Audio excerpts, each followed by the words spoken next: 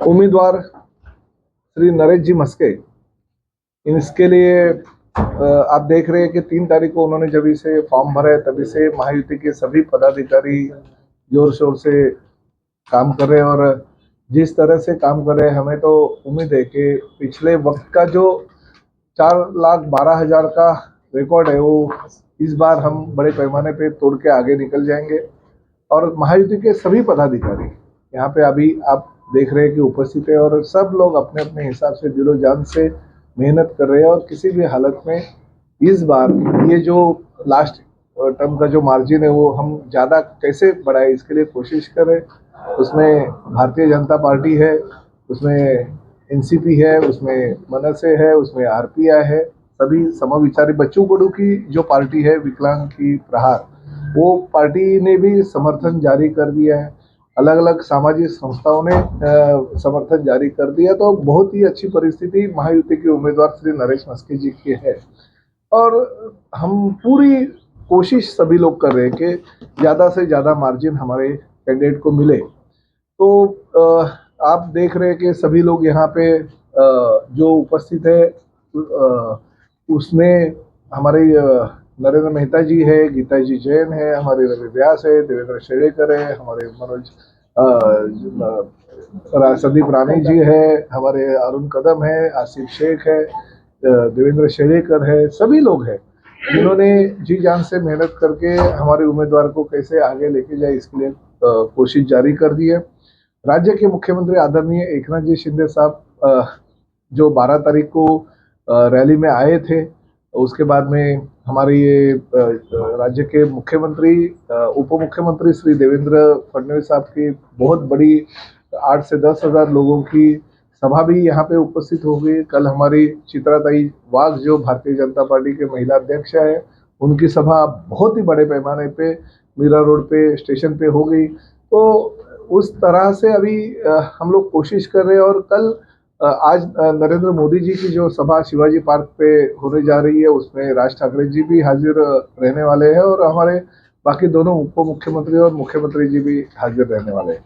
कल का दिन जो है वो आखिरी दिन है क्योंकि कल सुबह से लेके 5 बजे जो है प्रचार खत्म हो जाएगा।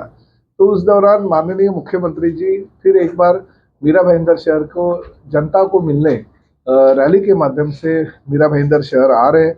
सुबह हम लोग कार्यकर्ताओं को तो 9 की टाइम हमने 9 का टाइम दे दिया, मगर 10 बजे हम रैली चालू करेंगे जो कि अशोक सिग्नल चौक डेल्टा है वहाँ से चालू करेंगे। Pleasant park road signal Chhatrapati Shivaji Maharaj Marg, silver park signal, Balaji hotel Chowk, Poonam Sagar road, Bhaji market Mira road station, Harshad Bhai P Joshi Chowk, SK stone signal, Chhatrapati Shivaji Maharaj Marg, golden signal, Bhayandar Paschim पुल, Subhash Chandra Bose Maidan, Bhayandar police station cross road, Sant Shri Kheteshwar Maharaj Chowk, Bhayandar Paschim railway station subway, Bhayandar Purva railway station, Navghar road, Navghar नाका, Shirdi Nagar, Vimal dairy Chowk, Praful Patil Chowk, Om Shanti Chowk, Golwalkar Guruji Chowk, Ramdev park Chowk, Cinemax Chowk, marigold, CNG pump, 15 number bus stop, Hatkesh Chowk, Tata power road, Chinchba Devi Mandir Chowk, Ghodbunder गांव bus stop, modern company Welkar Nagar, fountain signal, Chena, Kajupada और गायमुख के यहाँ पे ये rally हम खत्म करेंगे और गायमुख से थाने की रैली चालू हो जाएंगी। और उसी दौरान फिर मुख्यमंत्री साथ में ही रहेंगे और उसी दौरान देवेंद्र फडणवीस साहब भी कल थाना में आ रहे हैं। तो ये रैली खत्म करके हम उनके सभा में शामिल हो जाएंगे। ऐसी कल की हमने ये बाइक रैली रखी है।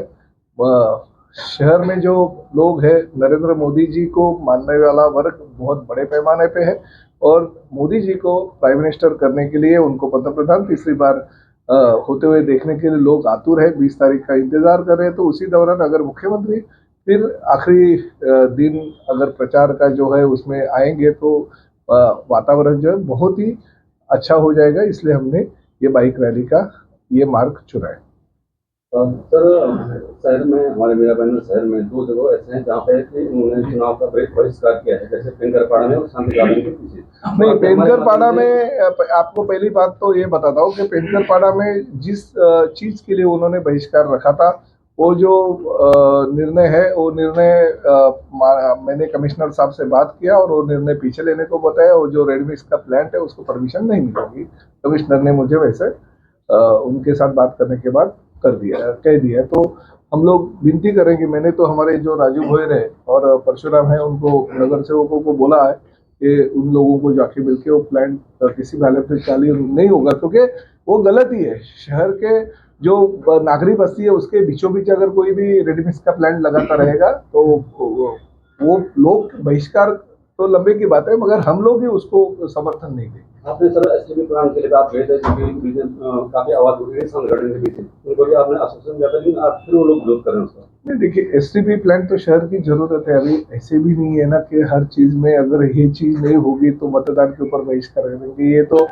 ऐसी चीजें नहीं होनी चाहिए। देखिए हम तो काम करने के लिए लोक प्रतिनिधि के तौर पे सभी पार्टी के लोग तो और कार्यकर्ता हम आगे जाते हैं, मगर ये बात नहीं है ना कि मेरा गटर नहीं होगा, मेरा रास्ता नहीं होगा, मेरा ये नहीं होगा तो मतदान के ऊपर बहिष्कार करना भी गलत है। देखिए मतदान ये मतदान है। 5 साल के बाद में एक बार आपको आपका नेता चुनने का अधिकार संविधान ने प्रदान किया, तो हम ठीक है जो चीज है वो होने वाली जो चीज है वो होती रहती है, क्योंकि लोक प्रतिनिधि के तौर पे हम भी उसके पीछे लगते हैं। मगर ऐसा भी लोगों ने कहना गलत है कि ये चीज नहीं होगी, हमको ये चीज नहीं चाहिए और वो नहीं चाहिए इसलिए अगर हम मतदान के ऊपर बहिष्कार करेंगे तो वो भी उन्होंने, मैं उनको आदर करता हूँ कि हम जो भी चीजें हैं उसके ऊपर ध्यान रखेंगे, मगर आपको जो मतदान का अधिकार किया है उसका वापर करें। सरनेक साहब 2 दिन पहले सोशल मीडिया पर गिलबर्ट सेठ और आपके जो चुनावी प्रत्याशी उनकी तस्वीरें वायरल हुई थी, किस बात को लेकर वो उनका सपोर्ट मिल रहा है आपको? नहीं, देखिए मुख्यमंत्री श्री एकनाथ शिंदे जी और गिलबर्ट मेंडोसा जी की बात हो गई है, उनकी मुलाकात हो गई है। बैठक होने के बाद गिलबर्ट मेंडोसा जी ने मुख्यमंत्री जी के साथ कुछ बातों के ऊपर उत्तन के डेवलपमेंट के विषय पर और मीरा भाईंदर के डेवलपमेंट के विषय पे बहुत अच्छी तरह से बातें की और उनको प्रॉमिस मुख्यमंत्री जी की ओर से कुछ चीज़ों में मिला है। और उसको देखते हुए उन्होंने जो उत्तन वासियों को आह्वान कर दिया कि हमारी जो महायुति का उम्मीदवार है नरेश जी मस्के, उसको मतदान करना चाहिए, ऐसा उन्होंने आह्वान किया और हमारे कैंडिडेट जो है उनको जाके मिले। तो जो बातचीत हुई है उस बात में वो तो डंपिंग ग्राउंड का मुद्दा था कैसा? नहीं, आप तो ये बातें जो है ना वो मुझे जो बातें पता है उनकी मुलाकात होगी और कुछ बातों के ऊपर उनकी मुख्यमंत्री जी ने उनको सहायता करने का प्रॉमिस कर दिया, तो उसमें शायद वो भी हो सकता है। सरनेक साहब ठाणे लोकसभा में 2 बार मुख्यमंत्री, 2 बार उप मुख्यमंत्री, केंद्रीय मंत्री, भाजपा की पूरी ताकत, शिवसेना की पूरी ताकत लगाई जा रही, क्या कोई शक है क्या? क्यों शक रहेगा, ये तो हमारी ताकत है। हमारे लोग इंतजार करते रहते कि नेता कब आएंगे। हम तो योगी जी के लिए भी कोशिश अभी तक कर रहे हैं कि योगी जी भी शायद आएंगे, क्योंकि किसी और मतदार में नहीं लगाएंगे। नहीं, हर मतदार संघ में देखिए 5 टप्पा हो गया और 2 टप्पे मतदार संघ के भारत देश में बाकी है, मगर हर जगह पे अभी आप तो ऐसा भी कहेंगे कि नरेंद्र मोदी जी परसों रैली करके गए और वापस कल आ रहे, आज आ रहे, ऐसे नहीं होता है ना। देखिए ये प्रचार का मुद्दा रहता है, कौन आएगा कौन नहीं आएगा वो तो हम तय करेंगे। और अगर हमारे लोगों की मांग है, कार्यकर्ताओं की मांग है, अगर लोगों की इच्छा है कि नेतागण आना चाहिए तो हम लेके आएंगे। प्रयास ये लगाए जा रहे हैं जिस प्रकार से पूरी शहर की सड़कें खराब हैं, उसमें ये लगाया जा रहा है वोटिंग परसेंट पे फर्क पड़ सकता है। देखिए ये बात आपकी सही है कि रास्ते जिस वक्त पूरे होने चाहिए उस वक्त तक नहीं होंगे, क्योंकि मई एंड की डेडलाइन हमेशा हर साल हम लोग देते हैं। अभी तो कंक्रीट रोड हो रहे हैं, मगर भले कौन से भी रास्ते हो, बारिश के अंदर वो रास्ते पूरे होने चाहिए और बारिश के अंदर रास्ते पे अगर खड्डे रहेंगे वो भी भरने चाहिए। ऐसे तो हमेशा हर साल सभी लोक प्रतिनिधि प्रशासन के माध्यम से वो पूरा करते हैं। इस साल हकीकत है कि सीमेंट कंक्रीटीकरण का काम शहर में बहुत बड़े पैमाने पे चालू है, क्योंकि राज्य शासन ने बहुत बड़ा निधि इस शहर के सीमेंट कंक्रीटीकरण के लिए लिया है, मगर प्रशासकीय लेवल पे जो टाइम पे होना चाहिए काम वो नहीं हो गया। फिर भी हम नागरिकों को आह्वान करते हैं कि तकलीफ खाली ये 2-3 महीने हो गई, मगर जिंदगी भर की तकलीफ सीमेंट कंक्रीट के रास्ते होने के बाद दूर हो जाएगी। तो हम आह्वान करते हैं कि थोड़ी सी तकलीफ होगी, हमें थोड़ा उम्मीद है कि ये 6-8 महीने में रास्ते पूरे हो जाएंगे। सरनेक साहब रास्ते के लिए आप भले 1800 करोड़ रुपए खर्चा कर रहे हो, बना रहे हो पूरे शहर में, लेकिन उस रास्ते की क्वालिटी पर ना तो अधिकारियों का ध्यान है ना लोक प्रतिनिधियों का ध्यान है। रास्ता इधर बनता है उधर दरारें पड़ती है, क्या इस क्वालिटी के रास्ते के लिए आप दावा करोगे? उसका अभी देखिए ये सुर्खियां बटोरेंगे? लोकसभा इलेक्शन की हमारी प्रेस कॉन्फ्रेंस है। आप बोल रहे हैं जो चीज है ना उसके ऊपर गौर किया जाए। चार चरण में जिस तरह से वोटिंग परसेंटेज कम था, क्या पांचवें चरण में हम कोशिश करेंगे, इसलिए हम सभी लोग, देखिए आपको तो आपने हम सभी लोगों को शायद पहली दूसरी बार ही एक साथ में देखा रहेगा। अगर हम सब लोग साथ में मिलकर अगर शहर का विकास करेंगे और जिस तरह से हम लोगों के पास जाएंगे तो वोटिंग परसेंटेज बढ़ेगा, क्योंकि हमारे साथ सभी पार्टी के प्रमुख नेता आज है।